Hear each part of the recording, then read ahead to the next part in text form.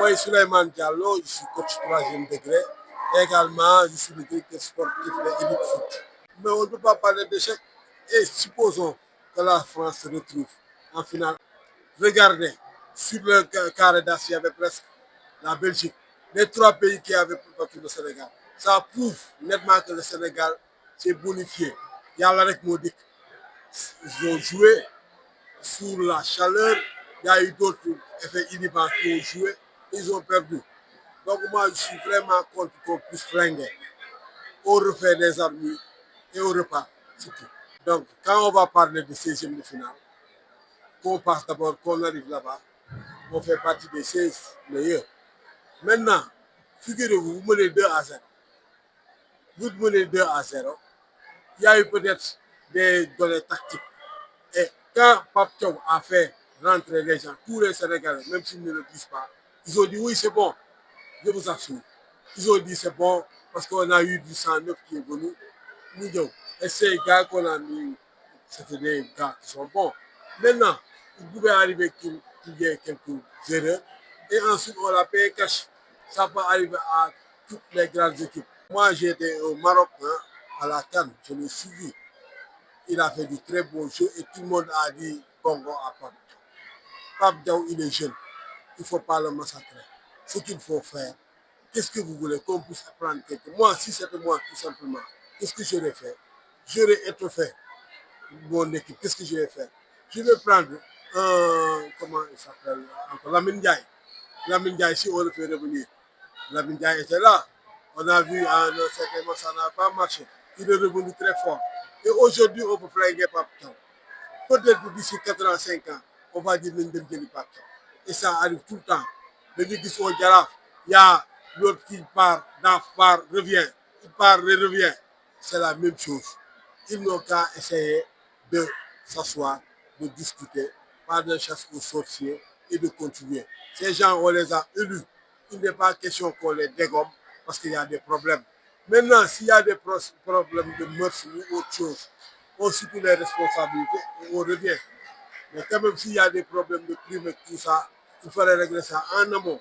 Parce que moi, je ne trouve pas orthodoxe que des gens puissent parler de contrat en pleine campagne.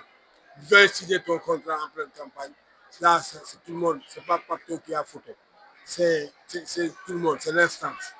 Waaw, Souleymane laa tudd coach là, coach troisième degré mais quand même directeur de Elite Foot li ma bëgg a wax rek mooy man pour man métti naa gis nga gagné dafa métti da ngay bëgg dem tëddi rek sàng parce que ni mu demee la ñun ñëpp dafa jëlee kaw ma ñu dafa fekkoon ñu invité ñu ambassade Belgique bi ñu duggee ñoom bi ñu leen mënee continuer niñ def dañu servir ak yëpp mais bu ñu égaliser ba ñuy ñibbi tamit dafa dara changé wu kon dara warul changé ñi ñu dugalee 2 buts 3 la waroon doon parce que Ismaïla Sarr doon na bal bu nekk ci poto bi maintenant dugal nañu ñëpp def na ay quelques minutes léegi mu jeex qu'est-ce qu'il faut ñu ne nañ dugal ñenn ñi ñu joué ay Sapoko ak ñeneen mais def dañ naan gongo mais li war a xew mais bu ñu flengee dañu wax ne gars yi dab nañ ñu jaay nañu expérience sëlëm ñu gañe ñu kon du échec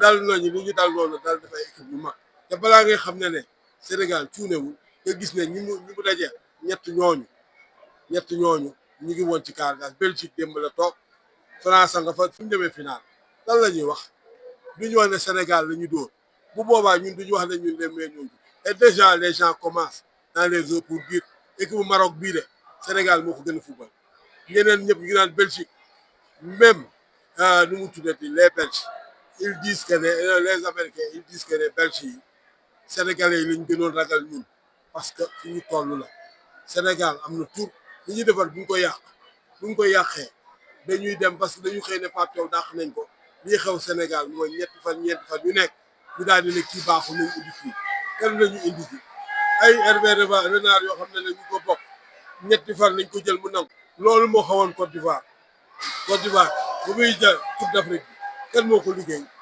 est-ce que entraîneur bi ñu dàq liggéeyu ko moom moo final kon ci benn affaire bu ndaw rek dañuy jugé mais bu boobaa man bu ma doon Ivoire Côte d'Ivoire damay woywaat entraîneur boobu sargal ko ba pare parce que contribué na Pape Faye Pape Thiaw yàqul affaire bi ndax defoon na mu neex li xew nii dañu xam ne ndogal la ñi ko signé loo contrat rek ci biir Coupe d'Afrique bi man pour man ñoo indi problème man pour man il faut qu'on reste solidaire ce qui se passe gis nga dans les vestiaires bu ñu doon wax man nekk naa capitaine des années ak des équipes ak génération man dama nekk ci ñetti génération bu ma doon wax lu daan xew ci biir tanière bi rek bon caaf xam ci biir dañ koy gérer et c'est ce qui doit se faire loolu nag rek laa leen di reprocher mais quand même y a pas eu d'échec dañu remonter rek bu diwaat